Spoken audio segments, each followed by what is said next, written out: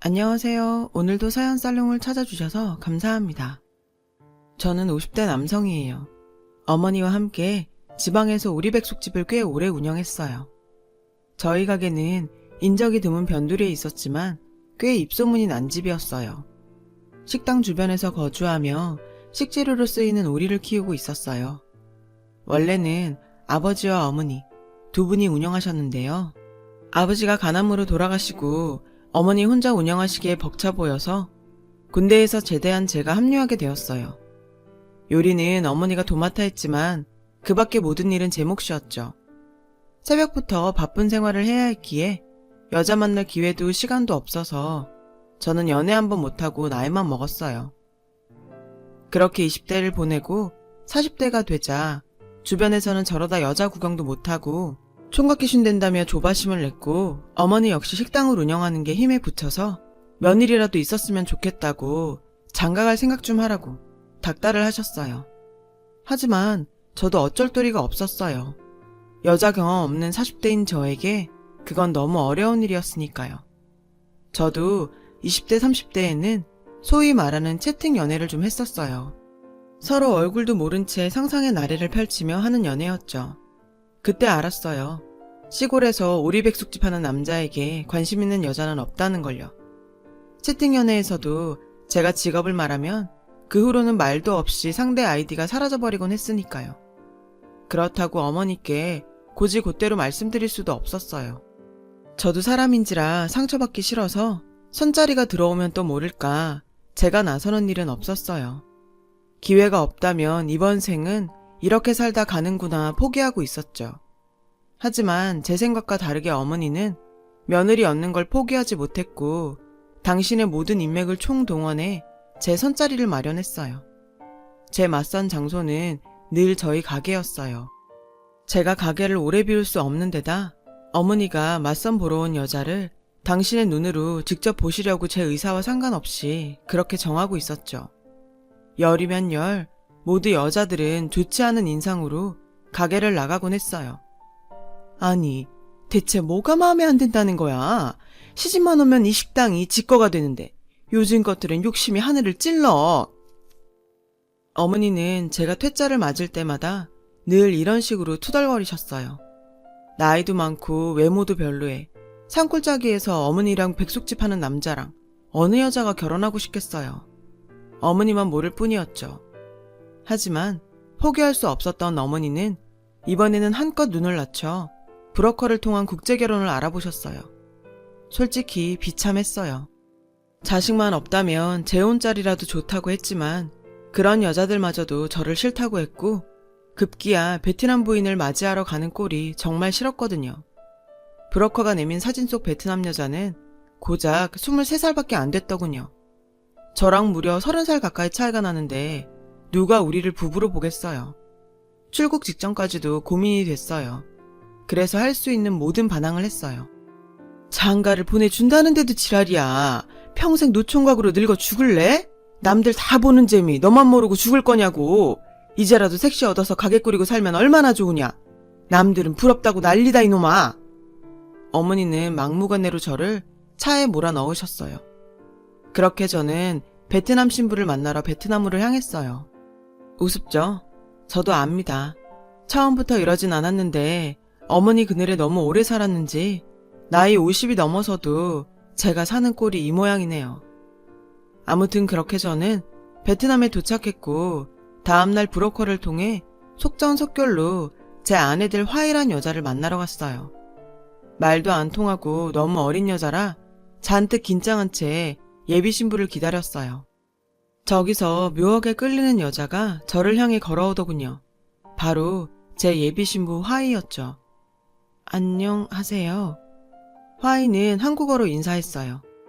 전 수줍게 안녕하세요 라고 대답했어요.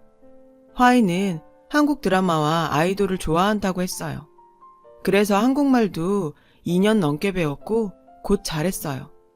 그래서 의사소통이 많이 힘들진 않았죠. 베트남 처음이에요? 네, 처음이에요. 여기 맛있는 데 많아요. 제가 소개해줄게요.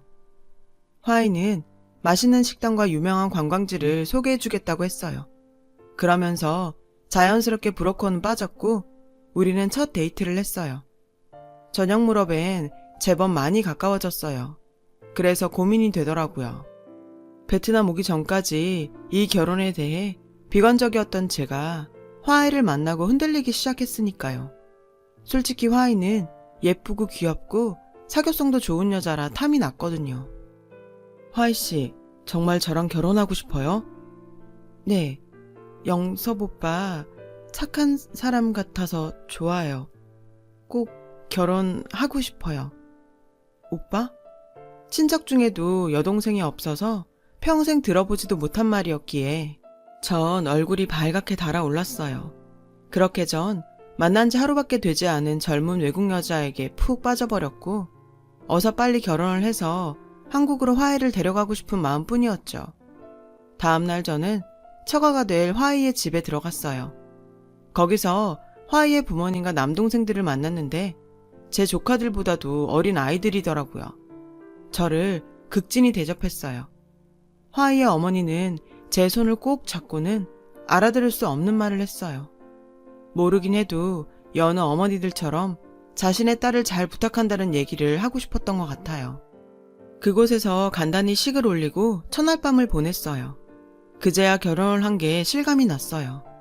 하지만 전 먼저 한국으로 돌아가야 했고 화이는 비자 발급을 위해 몇 가지 절차를 더 밟아야 해서 우리는 아쉬운 이별을 해야 했어요. 한국으로 돌아온 저는 화이를 만날 생각에 취해 살았어요.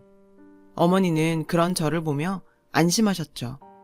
그러면서도 딴 데 정신을 팔고 일 안 한다고 잔소리를 하셨지만 제 귀에는 그 말이 들리지 않았어요. 그리고 그렇게 기다리던 화이가 한국으로 들어오는 날 저는 공항으로 아내를 데리러 갔어요. 이국장으로 들어서는 화이를 보니 그리움이 컸던 만큼 반가움 또한 이루 말할 수 없이 크더군요. 우리는 손을 꼭 잡고 집으로 왔어요. 그리고 어머니와 첫 대면을 했어요. 아내는 공손하게 인사를 했지만 어머니는 시큰둥 하셨어요. 빨랑 나와. 예약 손님 올 때 됐어. 바쁘다며 퉁명스레 절 부르셨죠. 아내와 함께 있을 생각에 피곤한 줄도 모르겠더라고요. 오히려 마음이 붕붕 나는 듯 했죠. 그런데 저 못지않게 며느리를 기다렸던 어머니는 뭐부터 가르쳐야 하나 생각이 분주한 것 같았어요. 저는 어리고 순진한 아내가 어머니께 호되게 당하지 않을까 걱정이 됐어요. 그래서 미리 일을 좀 배우고 내일 아침부터 같이 일하자고 했죠. 아내는 좋다며 그러겠다고 했어요. 전 그런 아내가 고마웠어요. 그렇게 몇 달이 흘렀고 아내는 그 사이 제법 일을 많이 배웠고 어느덧 식당의 일원으로 손색이 없게 되었어요. 아내는 꾸준히 한국어를 공부한 덕에 손님과도 크게 불편함이 없었어요. 일 눈치도 빨라서 일도 금방 배웠고요. 어머니는 그제야 마음이 놓이셨는지 제 아내를 믿어주기 시작했어요. 모든 게 순조롭게 돌아가니 포기했던 제 인생이 활짝 피어나는 듯 행복했어요. 그리고 더 늦기 전에 아이를 가져야겠다는 생각을 하게 됐어요. 하지만 아내가 어리니 조심스러워 그 시기를 좀 보고 있었는데 문제는 예상치 못한 곳에서 벌어졌어요. 영섭아, 내 말 잘 들어. 쟤랑은 애 만들지 마라. 알았지? 저는 어머니의 말에 충격을 받았어요. 보통의 어머니라면 하루빨리 손주를 보고 싶다고 재촉할 텐데 이상했어요. 엄마, 그게 무슨 소리예요? 이제 겨우 쓸만해졌는데 임신해봐? 병원 간다고 일 빠지고 놀 거 아니야? 내 어머니지만 기가 차더군요. 임신을 하면 일 못할까봐 애를 만들지 말라니 이게 말이 되는 소린가요? 저는 화가 나서 처음으로 어머니께 큰 소리를 냈어요. 저도 남들처럼 애 낳고 살고 싶어요. 이 문제는 어머니가 관여할 일 아닙니다. 저랑 화이가 알아서 결정할 거예요. 이 녀석이? 장가간 지 얼마나 됐다고 벌써부터 지 마누라 치마폭에서 놀아나? 그년이 애 같자고 꼬시던? 이 애미한테 대들라고 시키더냐고. 어머니, 말씀 가려서 하세요. 연이라뇨. 저는 근 30년 만에 어머니께 화를 냈고 그런 제 모습에 어머니는 적지 않게 놀라신 눈치였어요. 그 소리에 놀라 아내가 주방에서 나왔어요. 무슨 일 있어요? 아니야, 당신은 신경 쓸 거 없어. 저는 아내를 다시 주방으로 들여보내고 저도 따라 들어갔어요. 그날 이후 어머니는 저와 아무 말씀도 하지 않으셨어요. 대신 제 아내를 구박하기 시작했죠. 아니, 넌 일을 어떻게 하는 거냐? 오리를 죄다 도망내 놓으면 어쩌라는 거냐고. 내가 정말 믿고 맡길 수가 있어야지. 미안합니다, 어머니. 됐어. 넌 나가서 상이나 닦아. 별것도 아닌 일에 어머니는 아내한테 화를 냈고 그렇게 밟던 아내는 주눅이 들어 얼굴에 그늘이 생기기 시작했어요. 요즘 엄마 때문에 많이 힘들지? 원래 당신 성에 차야 되는 분이라 그래. 그냥 한쪽 귀로 듣고 한쪽 귀로 흘려. 제가 못해서 그런 건데요. 그런데 어떻게 말을 한쪽 귀로 듣고 한쪽 귀로 흘려요? 아, 우리나라 말에 그런 게 있어. 신경 쓰지 말라는 뜻이야. 적어놓고 저도 써먹어야겠어요. 타국 생활도 익숙하지 않은데 저희 가게에서 일만 하는 아내에게 저는 미안한 생각이 들었고 고민 끝에 장을 보러 시장에 나간다고 하고 아내와 읍내 데이트를 할 계획을 세웠어요. 아내는 처음 먹어본다며 짜장면과 탕수육을 아주 맛있게 먹었어요. 그날은 그런 아내에게 옷도 사주고 가방도 사주며 남편 노릇을 톡톡히 했죠. 저기 봐봐, 우리 집 영섭이 아니야? 베트남에서 신부 데려왔다고 하더니 맞나 보네. 동네가 작다 보니 소문이 퍼지면 금방 어머니 귀에 들어갈 게 뻔했기에 머리로는 상관없다고 생각하면서도 어쩐지 몸이 움츠러들었어요. 그래서 서둘러 가게로 돌아왔어요. 영섭이가 베트남 색시 데리고 읍내에서 데이트하더라는 소문은 저보다도 더 빨리 가게에 도착해 있었어요. 너, 나 좀 보자. 어머니께서 아내를 불렀어요. 딱 봐도 화가 단단히 나 보이셨죠. 그냥 저랑 얘기하세요. 걱정되는 마음에 제가 나서자 어머니는 저를 노려보시며 아내에게 소리쳤어요. 빨랑 오지 않고 뭘 꿈을 대! 아내는 마치 교무실에 끌려가는 애처럼 주춤거리며 주방으로 들어갔어요. 보자 하니까 네 눈엔 시애미가 만만하게 보이냐? 저녁 손님 예약 꽉 찼는데 놀다가 와! 이게 아니고요. 시끄러! 어른이 말하고 있잖아. 똑똑히 들어. 말이 좋아 결혼이지. 넌 그냥 내가 사온 식모야. 자꾸 내 아들 홀려서 어쩔 생각하지 마. 니네 나라로 쫓겨나고 싶지 않으면. 내 말 알았어? 어머니의 말에 가만히 있을 수가 없었어요. 그래서 부엌으로 들어갔더니 어머니가 제게 물바가지를 뿌리셨어요. 내가 우습냐?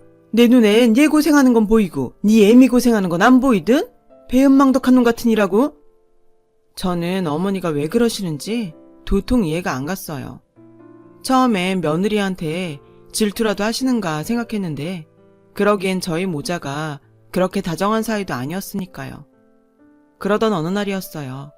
한국에 온 지 1년이 되도록 가게에서 일만 하던 아내가 다문화 학교에 가고 싶다고 하더라고요. 그즈음 아내는 향수병 탓인지 장모님과 화상통화를 하며 울기도 하고 일할 때도 자주 멍하게 있었어요. 그러다 어머니께 혼이 나곤 했죠. 아내의 마음이 예전과 다르다는 걸 느낄 수 있었어요. 불안했어요. 그러다 어느 날 갑자기 나 베트남으로 다시 갈래요. 라고 할 것 같아 두려웠죠.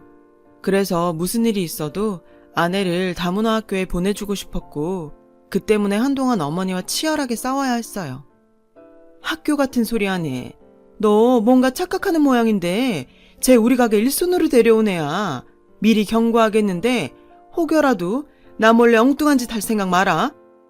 어머니는 제 아내를 며느리로 생각하지 않았어요. 그저 우리 가게에 일하러 온 외국인 노동자 취급을 하셨죠. 그러니 제 아내가 무슨 정이 있어 이곳에 살고 싶겠어요. 저는 그러지 마시라고 말씀드렸어요. 어머니가 원해서 여기로 시집온 고마운 사람이라고 말이죠. 고마운 사람 좋아하네. 내가 제 몸값 만들려고 그동안 부었던 적금을 깼어. 지금도 매달 쟤네 집에 돈 보내느라고 쉬지도 못하고 뜨거운 불 앞에서 이 고생인데 지금 누구 편을 드는 거야. 쟨 그냥 지 집에 돈 보내주려고 온 애야. 그러니까 간이고 쓸개고 빼줄 생각 마.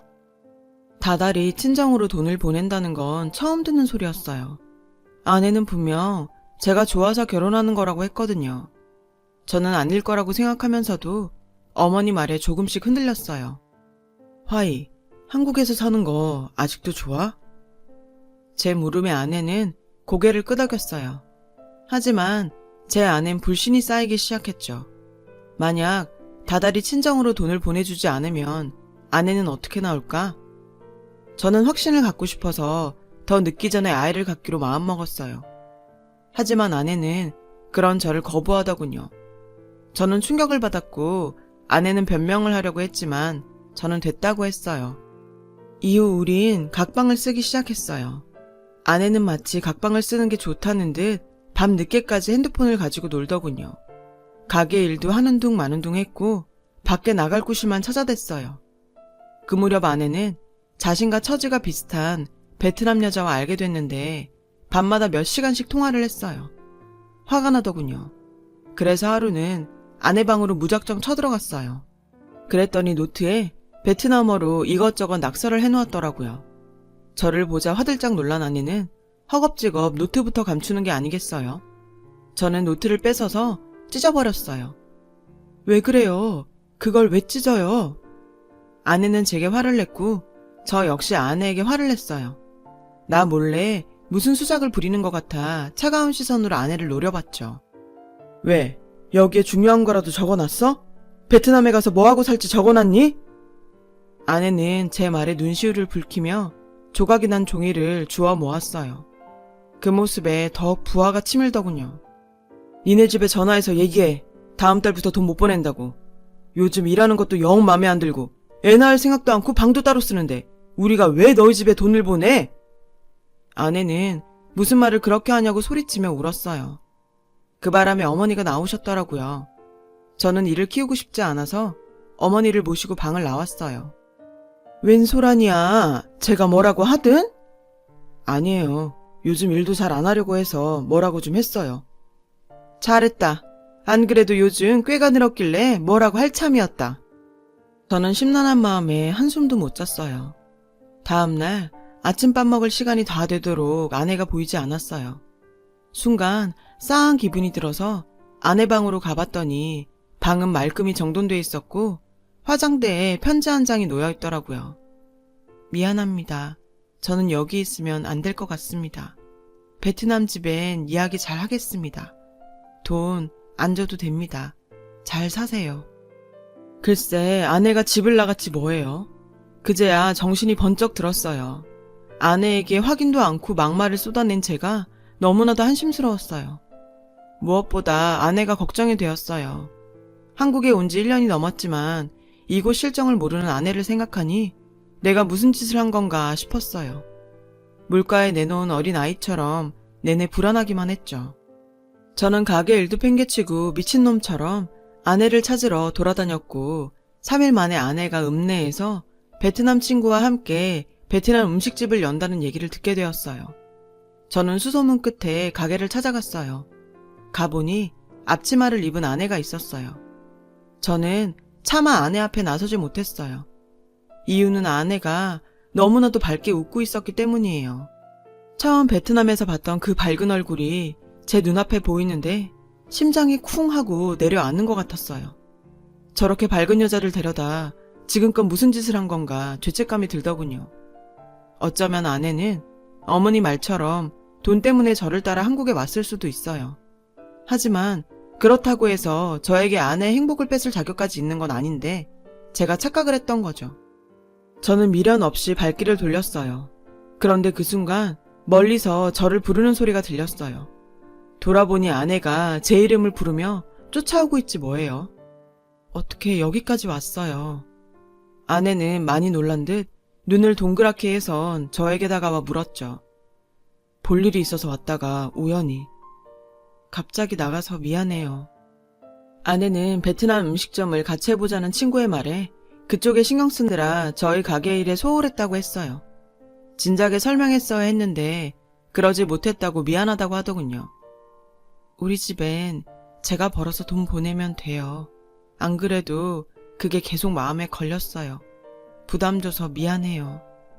아니야, 내가 미안하지. 아니에요. 난 괜찮아요. 그러지 말고 같이 가서 맛 좀 볼래요? 오리백숙만큼은 아니지만 맛있어요. 사실 제가 베트남에서도 요리를 잘했거든요. 저는 아내 손에 끌려 아내가 일하는 가게로 갔어요. 거기서 아내가 만들어준 쌀국수를 처음 먹어보게 됐죠. 낯설지만 맛이 깊은 게 우리 가게 오리백숙 못지 않더라고요. 나도 모르게 눈물이 났어요. 그런 제 모습에 아내와 아내의 친구는 당황했어요. 그러자 아내가 저 대신 변명을 하더군요. 내가 말했지, 우리 남편 착하다고. 잘못한 것도 없으면서 저런다니까. 저는 아내의 말을 통해 아내의 진심을 알 수 있었어요. 그래서 큰 결심을 하게 됐죠. 저는 곧장 가게로 가서 어머니께 말씀드렸어요. 여기 가게 접고 시내로 이사가요. 뭐? 잡아오라는 애는 안 잡아오고 무슨 뚱딴지 같은 소리야. 화이가 시내에 식당 차려서 못 오니까 내가 가려는 거예요. 엄마는 싫으시면 혼자 계시던가요. 뭐? 왜? 그년이 이젠 나 버리고 저한테 오라든? 말 함부로 마세요. 어머니한테는 화이가 며느리로 안 보일지 몰라도 저한테는 하나뿐인 아내예요. 홀려도 단단히 홀렸구만. 됐다. 이 가게에 나 혼자 하다가 콱 죽을라니까 넌 죽고 못 사는 그년한테나 가. 저는 어머니 말이 떨어지기 무섭게 짐을 쌌어요. 그리고 다음날 당장 아내가 있는 가게로 갔어요. 저는 아내에게 이곳에 번듯한 신혼집을 얻어서 다시 시작하자고 했어요. 아내는 좋아서 어쩔 줄 몰라 했죠. 그러면서도 우리 어머니를 걱정했어요. 저는 두 사람 중에 결정해야 한다면 내 선택은 당신이라고 말했어요. 그 말에 아내는 감동했는지 말없이 그저 웃더군요. 그날 이후 저는 아내 친구가 하는 쌀국수집에 나갔어요. 아무래도 외국인 여자 둘이서 가게를 하는 것보다는 제가 함께 있는 게 나을 것 같았거든요. 다행히 가게는 아주 잘 됐어요. 오픈한 지 얼마 안 됐는데도 대기표를 받고 줄을 서야 할 정도로 동네에서 유명한 가게가 되었거든요. 그래서 확장을 하기로 마음먹었어요. 쇳불도 당김에 빼라고 부동산에 들러 조금 더 넓은 가게를 알아봤어요. 그리고 그동안 모아두었던 돈을 털어 베트남 요리 전문점을 차렸어요. 뭐 아니면 도라는 심정이었죠. 다행히도 가게는 성황을 이루었고 아내와 아내 친구는 신이 나서 힘든 줄도 모르고 일하는 재미에 빠졌어요. 무엇보다도 눈에 띄게 밝아진 아내의 모습을 보니 그렇게 좋을 수가 없었죠. 그러던 어느 날 손님 중에 익숙한 얼굴이 보였어요. 저희 어머니였죠. 근 2년 만에 보는 어머니는 그 사이 많이 야위셨더라고요. 아내는 어머니를 보자 눈물을 쏟으며 혼자 계시게 해서 죄송하다고 연신 고개를 숙였어요. 어머니는 너무 힘이 들어서 최근에 가게를 끝내 접었다고 했어요. 어쩌고 사나 궁금해서 들렀다고 하셨죠. 가게를 둘러보신 어머니는 한 그릇에 7,000원 하는 국수를 팔아봤자 얼마나 남겠냐고 하시더군요. 그래서 슬쩍 월 매출을 말씀드리자 어머니는 놀라서 입을 다물지 못했어요. 그날 이후 어머니는 저희 가게에 나오셔서 손님 맞는 일을 시작했어요. 일손이 딸려 직원을 뽑을 예정이었는데 돈 아깝게 사람을 왜 쓰냐며 당신이 그냥 하신다고 고집을 피우셨거든요.